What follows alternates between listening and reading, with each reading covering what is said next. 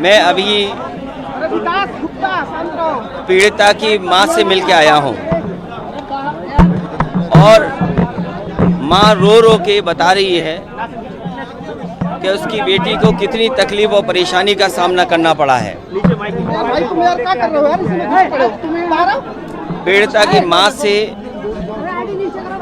वो इतनी दुखी और परेशान है कि वो अपनी पूरी बात भी नहीं बता पा रही है। बहुत गरीब परिवार है जिसके साथ एक गरीब परिवार की बेटी के साथ ऐसी घटना घटी है। पहले तो पुलिस ने कोई सुनवाई नहीं की।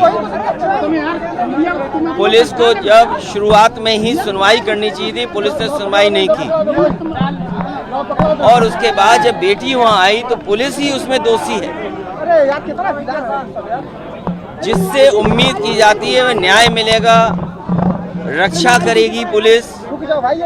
अगर वही पुलिस उस बेटी के साथ ऐसी घटना कर दे तो सोचिए किस दौर में हम लोग हैं। अब बताइए क्या पुलिस स्टेशन पे बुलडोजर चलेगा कि नहीं चलेगा?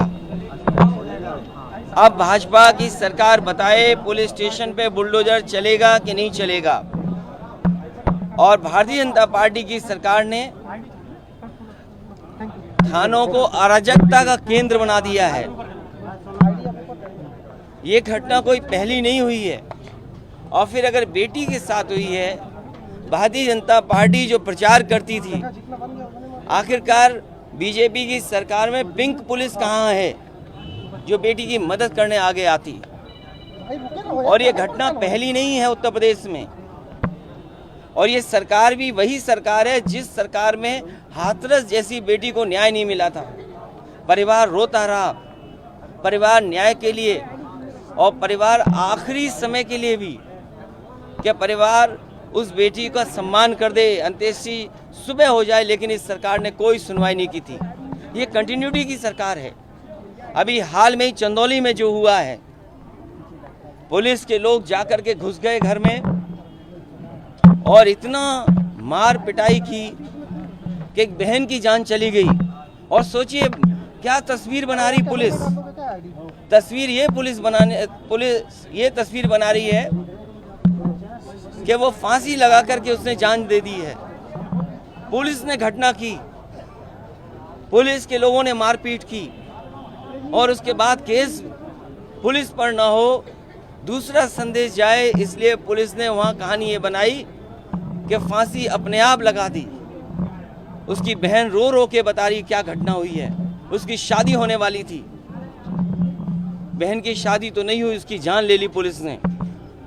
इसी जनपद में लखनऊ में पहुंचा था एक फरियादी और क्या बताया कि वो बाउंड्री से गिर गया, मुख्यमंत्री आवास की बाउंड्री से गिर गया।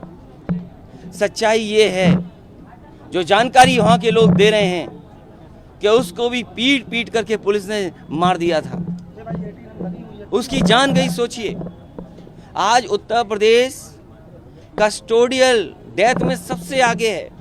ललितपुर में भी थाने में पीट पीट करके एक ही जान गई है। और पूरे उत्तर प्रदेश में सबसे ज़्यादा कस्टोडियल डेथ अगर कहीं हो रही है तो उत्तर प्रदेश में हो रही है। नेशनल ह्यूमन राइट कमीशन से सबसे ज़्यादा नोटिस अगर किसी पुलिस को मिल रही है तो वो उत्तर प्रदेश की सरकार और उत्तर प्रदेश की पुलिस को नोटिस मिल रही हैं। पुलिस बता रही है वो पकड़ने के लिए टीम बनाई गई है। उत्तर प्रदेश की जनता जानती है, इससे पहले भी बहुत टीम बनी है। क्या महोबा से भगोड़ा आईपीएस पकड़ा गया? जो महोबा में भगोड़ा आईपीएस था उसके लिए टीम न जाने कितनी बनी, क्या वो पकड़ा गया आईपीएस? ये पुलिस को जानकारी है। ऐसा पुलिस का अधिकारी जिसने घटना की है वो कहीं ना कहीं पुलिस के संपर्क में होगा। और देखिए जाते ही उसको दिखा देंगे कि पकड़ा गया। Rule of law, rule of police हो गया। आज जिसको न्याय देना चाहिए, जिसको रक्षा करना चाहिए, आज वही पुलिस क्या कर रही है सोचिए। इसीलिए मैंने कहा कि इस भारतीय जनता पार्टी की सरकार में थाने अराजकता के केंद्र बन गए हैं। बेटी की सुरक्षा के लिए पिंक पुलिस होनी चाहिए, वो कहाँ है?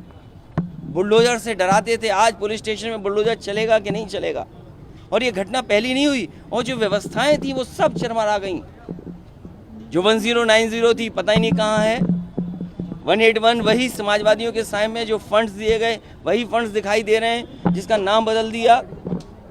इसलिए हमारी मांग है इस परिवार की मदद हो, और अगर सरकार भेदभाव नहीं करे तो इसकी भी मदद हो। परिवार की सरकार मदद करे। उन्नाव में तो मदद कर दी, नर्स फांसी पे लटक गई, और सुनने में आ रहा है क्योंकि भारतीय जनता पार्टी के विधायक ने उसका उद्घाटन किया था, इसलिए मदद पहले पहुंच गई। मदद यहाँ कब पहुंचेगी? इस परिवार की मदद होनी चाहिए और इस परिवार को सुरक्षा मिलनी चाहिए।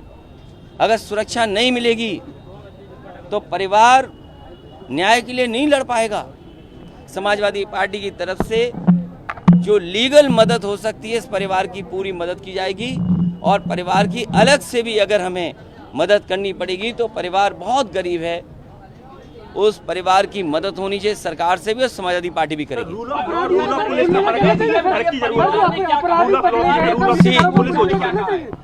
जो मां से मुलाकात हुई है, परिवार जो कह रहा है, परिवार ये चाहता है कि सुरक्षा हो, कानूनी मदद हो, जिसने ऐसी घटना की है उसके साथ कड़ी से कड़ी कार्रवाई हो। परिवार न्याय चाहता है। सर, जो अपराधी उत्तराखंड में है और वहां पर अपने परिवार से मिलने गए हैं, जबकि ये बड़ी घटना हुई है इस तरीके से। देखिए, मुख्यमंत्री जी ने अपने मुख्यमंत्री आवास की दीवारें इतनी मोटी कर दी हैं कि जो बाहर तकलीफ और परेशानी और चीख है वो सुनाई नहीं देती है मुख्यमंत्री आवास में। लोग आत्मदाह कर रहे हैं, लोग नौकरी के लिए भाग दौड़ कर रहे हैं। बताओ, इस प्रदेश का युवा जिसने सपने देखे हो नौकरी और रोजगार के, क्या लखनऊ जाता है, लाठी खाता है? और जिस तरह की घटनाएं हो रही उत्तर प्रदेश में, आप कल्पना नहीं कर सकते। ये उत्तर प्रदेश है, पुलिस से लेकर के आम लोग असुरक्षित हैं। और यही नहीं, अभी जो प्रेस को लेकर के आंकड़े आए हैं, बताओ हम कहाँ पहुँच गए? प्रेस की आज़ादी में हमारे उद्योगपति तो ऊंचाई तक पहुंच रहे हैं, देश दुनिया की ऊंचाई तक जा रहे हैं हमारे उद्योगपति, लेकिन बताओ सरकार का ऐसा फंदा है कि हमारी प्रेस की आज़ादी नीचे जा रही है। अगर आप में से कोई सच बोलेगा तो हो सकता है उस पर भी मुकदमे लग जाएं। और अभी हाल नहीं देखा है कानपुर में, बताओ प्रेस के व्यक्ति को पूरे कपड़े उतार दिए हों पुलिस ने। कहीं ये घटना सुनने को मिलेगी आज के समय पर? तो मुख्यमंत्री जी ने अपनी दीवारें इतनी मोटी कर दी हैं कि बाहर की तकलीफ और परेशानी और चीख सुनाई नहीं दे रही हैं। लेकिन अखिलेश जी, आप कह रहे हैं थाने पर बुलडोजर चलाओ, जबकि थाने पर रोज अपराधी खुद तख्ती लेकर जा रहे हैं, सरेंडर कर रहे हैं। मैं आपको याद दिला दूं कि पुलिस के लोग ही ये घटना करा रहे हैं और दबाव बनाते हैं कि तख्ती लेकर के जाओ, नहीं तुम्हारा फर्जी इनकाउंटर हो जाएगा। फर्जी इनकाउंटर में उत्तर प्रदेश नंबर 1 है। क्या आप ये नहीं कह सकते? आप बताइए, देश में हमारे जागरूक पत्रकार, आप भाई 150 पे पहुंचे हो सकता है इससे भी नीचे चले जाओ। इसलिए मैं आपसे जानना चाहता हूं, बताओ पूरे देश में फर्जी इनकाउंटर में सबसे आगे कहां है? कौन सा प्रदेश है? उत्तर प्रदेश। देखिए, पुलिस को पता था वो कहां है। मेरे पत्रकार साथी सही जानकारी दे रहे हो आप। अगर गिरफ्तार हुआ है तो पुलिस को पता था कि वो दरोगा कहां पर है। हाईकोर्ट के बाहर से गिरफ्तारी हुई है साहब से और दयाशंकर सिंह साहब से, उसके ऊपर आप कुछ कहना चाहेंगे? देखिए, सवाल इस बेटी का है और सवाल एक बेटी चंदौली का है। क्या आज के समय में कल्पना कर सकते हो पुलिस की ने जान ली हो और पुलिस की कहानी बदल रही हो? आपको हमको दुख नहीं होना चाहिए? आज के समय पर हम दुनिया में क्या चेहरा दिखाएंगे? मैंने यही सवाल पूछा है कि क्या पुलिस स्टेशन पे बुलडोजर चलेगा कि नहीं चलेगा, जहां पर उस बेटी के साथ ऐसी घटना हुई है? और क्या थाने अराजकता के सेंटर नहीं बन गए?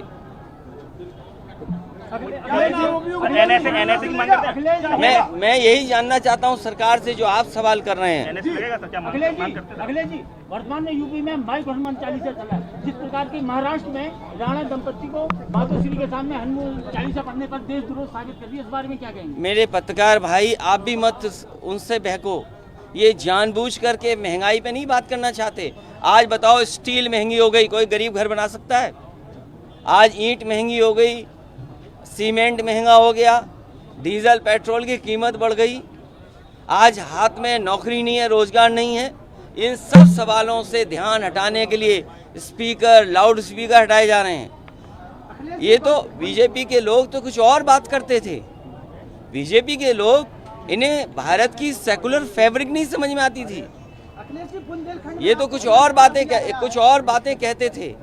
लेकिन आज ये गिनती बता रहे हैं कि हमने आज इतने लाउड स्पीकर यहाँ से हटा दिए, इतने लाउड स्पीकर यहाँ से हटा दिए। दंपत्ति को महाराष्ट्र में हनुमान चालीसा पढ़ने पर देशद्रोह साबित किया है, मुकदमा पंजीत किया है, ये सही है गलत? बीजेपी के साथ कौन मिला हुआ है, ये बीजेपी की चाल को कोई नहीं समझ सकता। इसलिए बुनियादी सवालों से ध्यान हटाने के लिए बातें हो रही। आज तक बीजेपी ने ये क्यों नहीं बताया कि ललितपुर में इतने नौजवानों को हमने नौकरी दी, इतनी बेटियों को नौकरी दी? क्या ललितपुर के आंकड़े नहीं इनके पास? हाँ, लाउड स्पीकर के आंकड़े मांगोगे तो अभी दे देंगे वो।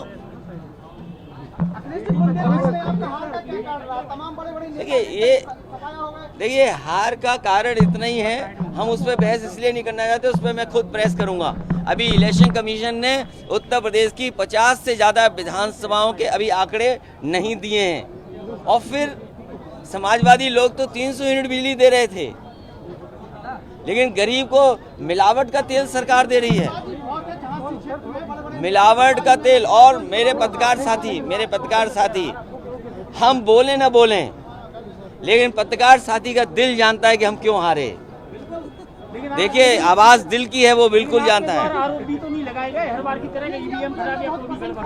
मैं इसलिए इस बात पे नहीं करूंगा जब तक मैं डेटा ना देख लूं। और आप नहीं जानते बहुजन समाज पार्टी कहां चली गई। तो सर वो कह रही है तो मैं तो प्रधानमंत्री बनूंगी, मुख्यमंत्री बनूंगी। नहीं, वो उनकी इच्छा है, वो उनकी इच्छा है। लेकिन समाजवादियों ने तो एक कोशिश की थी कि सपा बसपा गठबंधन हो और देश की एक दलित, महिला या उस समाज से बाबा साहब भीमराव अम्बेडकर जी के सिद्धांतों पे चलने वाली नेता देश की प्रधानमंत्री बने, उसकी कोशिश समाजवादियों ने की थी।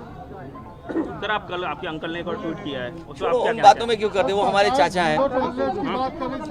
देखिए, सवाल ये कि बेटी को न्याय दिलाने के लिए, बेटी को न्याय मिले, उसके लिए अगर लीगल मदद करनी पड़ेगी तो लीगल मदद करेंगे, और पार्टी से अलग से भी मदद करेंगे।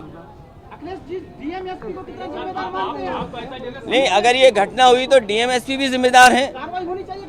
देखिए, जो इसमें जिम्मेदार हैं, बेटी के साथ घटना हुई है, और अगर लोगों के खिलाफ कार्रवाई नहीं होगी तो संदेश क्या जाएगा? आखिरकार जिम्मेदारी किसकी है? जो अधिकारी हैं उन्हीं की जिम्मेदारी बनती है कि न्याय दिलाएं, और किसी के कार्रवाई हो। हम तो चाहते हैं कार्रवाई हो, जो भी दोषी हो उसमें। सरकार कहती है कि इतने हमने 14 गैंगस्टर एक्ट में हमने 2200 करोड़ की संपत्ति जो थी जब्त कर ली है, पूर्ण कर लिया, अवैध निर्माण गिरा दिए, तो सरकार को दिखाने की कोशिश करती है, कार्रवाई हो रही है, बुलडोजर चल रहा है। मेरे पत्रकार मित्र, पूरे उत्तर प्रदेश के तालाब कब्जा हो रहे हैं, तालाब कब्जा कर रही है। क्या बीजेपी तालाब कब्जा कर सकती है? मैं दूसरी जगह का उदाहरण न दूं। अगर हमारा पत्रकार साथी चाहेगा तो मैं वीडियो दे दूंगा कि कन्नौज में तालाब कैसे बीजेपी के लोग कब्जा कर रहे हैं। अगर आप जानना चाहो, और मैं आपसे पत्रकार साथी से कहूंगा जरा गूगल मैप उठाना, उसकी एक ही इमेज में भिजवा दूंगा आपको। मेरी कॉन्स्टिट्यूंसी में भी तालाब कब्जा कर रहे हैं, और कौन कर रहा है? बीजेपी के लोग। कोई नेता का नाम बता सकेंगे सर? नहीं, वो तो बीजेपी बता सकती है, बीजेपी अपने नेता का नाम बता सकती है। नहीं, मैंने कहा, ओपनली कहा, और मैंने डीएम से भी कहा, दोनों जगह के डीएम से कहा कि जो तालाब कब्जा हो रहा है, आखिरकार जिम्मेदार कौन है? एक मेहरौनी में भी घटना हुई है, सिपाही ने अपनी नौकरानी को पीटा है, और क्या है ये? देखिए, काफी पीटा तांत्रिक के कहने पर, क्या कहेंगे? मेरी जानकारी में नहीं है। अगर ऐसा हुआ है तो यहाँ के अधिकारी उनके खिलाफ कार्रवाई करें। महिलाओं पर जिस तरीके से पुलिस पे आरोप लग रहे हैं, क्या कहेंगे? देखिए, लगातार जब से भारतीय जनता पार्टी की सरकार आई है, महिलाओं और बेटियों के ऊपर अन्याय होना शुरू हुआ है, उत्पीड़न हुआ है, और वो आंकड़े बताते हैं। अगर आप आंकड़े देखोगे, क्या कोई कल्पना कर सकता है कि चंदौली जैसी घटना हो जाए, 2 बहनों को इतना मारा जाए कि एक बहन की जान चली जाए? दूसरी बहन रो रो के बता रही उसकी शादी होने वाली थी, एक बहन की परीक्षा थी और पुलिस उसकी कहानी बदल रही है। पुलिस क्या कहानी बता रही है कि नहीं वो फांसी अपने आप लगा लिया। बताइए वो कौन लोग हैं? अभी 29 या कितने सस्पेंड हुए यहाँ पर? सस्पेंड ये सरकार तो कहती है हम टर्मिनेट कर देते हैं। लाइन हाजिर कोई सजा नहीं है। लाइन हाजिर क्या सजा है उनको? इसलिए ये सरकार जो दावा करती थी कि हम टर्मिनेट कर देते हैं, बताओ ये टर्मिनेट करेंगे नहीं करेंगे? एक आईपीएस को नहीं पकड़ पाए। एक चीज बताइए, क्या जो एनकाउंटर पुलिसिंग है, एनकाउंटर पुलिसिंग का क्या साइड इफेक्ट यूपी की पुलिस पर दिख रहा है? एनकाउंटर पुलिसिंग हो नहीं, मैं बात आपकी समझ नहीं पा रहा हूँ, खुल के बताइए जरा। नहीं, मैं ये कह रहा हूँ कि सरकार जब इस मॉडल आप खुल के बताइए ना भाई। नेशनल ह्यूमन राइट कमीशन को भी ऊपर निकल जाओगे आप कोर्ट के ऊपर भी निकल जाएंगे। क्या फेक इनकाउंटर्स नहीं हो रहे उत्तर प्रदेश में? क्या लग रहा है पुलिस को सर एक्सट्रीम पावर दी है, इसके मिसयूज हो रहा है? क्या लग रहा है सर आपको? जो भी इस तरह अगर खुली छूट दोगे तो हो सकता है कल को पत्रकार के ऊपर भी जानलेवा हमला हो जाए। आप तो आगरा के पत्रकार को देखे होंगे, वो वीडियो तो देखा होगा आपने कि किस तरीके से वो पत्रकार कांप रहा था। और कानपुर का पता कर लो कि बिना कपड़े के वीडियो किसने बनाया? पुलिस ने, और वो वीडियो वायरल कर दिया। तो हम किस दौर में रह रहे हैं? और बलिया जैसी जगह पर, क्रांतिकारी धरती पर केवल पत्रकार ने ये बता दिया कि पेपर आउट हो गया, तो बताओ उसको ऐसा जेल भेजा कि कई दिनों रहना पड़ा जेल, तब बाहर आया जेल से। पुलिस को क्या ज्यादा छूट मिली हुई है, उसका दुष्प्रयोग हो रहा है, दुरुपयोग हो रहा है? कानून व्यवस्था, ये बड़ा सवाल है कि पुलिस को क्या ट्रेनिंग दी जाए। आपने 1090 खत्म कर दिया, आपने जो 100 नंबर वाली गाड़ी था नाम बदल दिया। गाड़ी क्यों नहीं देते हो पुलिस को? आपने गाड़ियां दुगनी क्यों नहीं की? आप गाड़ियां दुगनी क्यों नहीं कर रहे हो? आप जो आपको टेक्नोलॉजी दी गई थी 100, आपने नाम बदल दिया, ये नंबर कर दिया। क्या आपने गाड़ियां उतनी बढ़ा दी? आप क्यों नहीं बढ़ा रहे उनको?